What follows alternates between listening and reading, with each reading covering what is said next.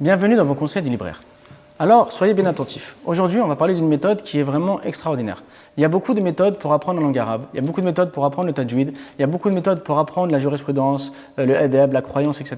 Mais il y a peu de méthodes qui ont été pensées pour des francophones. La plupart des méthodes qu'on a pour apprendre la langue arabe, par exemple, sont des méthodes qui sont utilisés ou qui viennent d'autres pays et donc qui s'adressent essentiellement à des enfants qui sont, même des adultes, qui sont déjà arabophones et qu'on veut donc aider dans leur apprentissage, aider donc dans leur cheminement pour perfectionner la langue, mais ce n'est pas pensé pour nous qui vivons ici, qui avons des réflexes de francophones.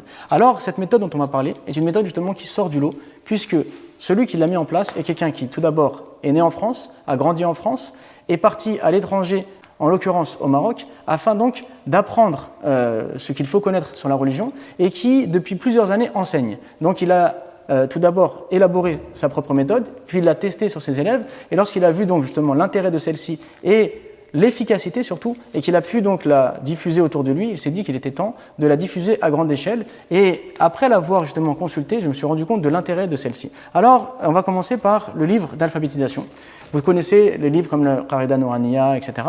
Mais là, vraiment, c'est un livre qui, comme je vous l'ai dit, s'adresse aux francophones. Donc, est pensé pour eux et va permettre aux jeunes, à l'enfant ou même à l'adulte, d'apprendre petit à petit et de maîtriser en très peu de temps, finalement, la lecture de la langue arabe. Le livre est composé à chaque fois de fiches qui permettent d'apprendre la lettre, d'apprendre les règles qu'il y a autour de la lettre, mais également de s'entraîner. Donc c'est des fiches qui sont autant théoriques que pratiques et qui sont faciles à utiliser pour le professeur et également très faciles à utiliser pour l'élève et surtout qui permettent à l'élève de bien pouvoir réviser. Donc cette vidéo ou cette présentation s'adresse certes à celui qui va apprendre l'arabe, mais également et surtout à tous les enseignants, à toutes les associations, à toutes les mosquées qui enseignent la langue arabe et qui cherchent des supports qui soient adaptés et surtout qui soient efficaces. Ensuite, en deuxième étape, on a un support pour apprendre le tajwid. Et toujours composé de la même manière, on a à chaque fois des fiches dans lesquelles on va apprendre la règle, donc la théorie, mais également des fiches dans lesquelles on va avoir une mise en pratique, et donc toujours pensé pour des gens qui sont nés en France, qui sont donc francophones, qui sont passés par la méthode d'alphabétisation, et qui maintenant, dans leur apprentissage du Coran, ont besoin donc de se former pour avoir une bonne prononciation, pour savoir donc les différentes règles, mais des fois des livres dans lesquels il y a beaucoup d'informations et qui ne sont pas bien synthétisés ou bien mis en page compliquent la chose. Et le fait là d'avoir des fiches facilite le professeur, mais également facilite l'élève dans son apprentissage et dans sa révision. Et alors, pour finir, et c'est là que c'est encore très intéressant, donc déjà ça c'est on va dire essentiel, mais la troisième partie est vraiment extra. Donc ça c'est le livre Al-Akhdari que vous connaissez tous. C'est un livre donc pour enseigner la jurisprudence malikite, pour apprendre les ablutions et la prière, mais également en introduction tout ce qui concerne l'éthique, le comportement.